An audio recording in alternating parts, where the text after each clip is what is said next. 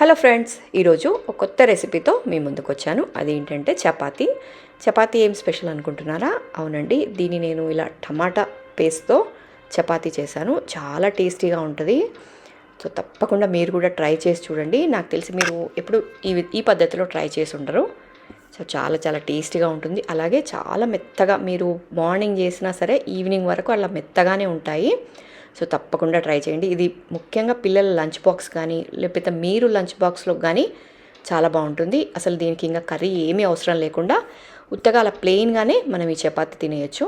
So తప్పకుండా try చేయండి. ఈ వీడియో మన ఛానల్లో అప్లోడ్ అయ్యింది, చూడండి. లేదంటే కింద లింక్ ఉంది, జస్ట్ ఆ లింక్ ప్రెస్ చేయండి, మీకు డీటెయిల్డ్ వీడియో వస్తుంది. తప్పకుండా ట్రై చేయండి. ఈ వీడియో చూసిన తర్వాత మీకు నచ్చితే మాత్రం ఒక చిన్న లైక్ మాత్రం తప్పకుండా ఇవ్వండి. ఎందుకంటే మీరిచ్చే ఒక లైక్ ద్వారా మరింత మందికి ఈ వీడియో అనేది షేర్ అవుతుంది కాబట్టి తప్పకుండా లైక్ మాత్రం ఇవ్వండి. అలాగే మీకు ఈ వీడియో నచ్చితే మీ ఫ్రెండ్స్ అండ్ ఫ్యామిలీకి కూడా షేర్ చేయండి. ఇంకొక చిన్న పని మాత్రం తప్పకుండా చేయండి, అదే సబ్స్క్రైబ్ చేసుకోండి.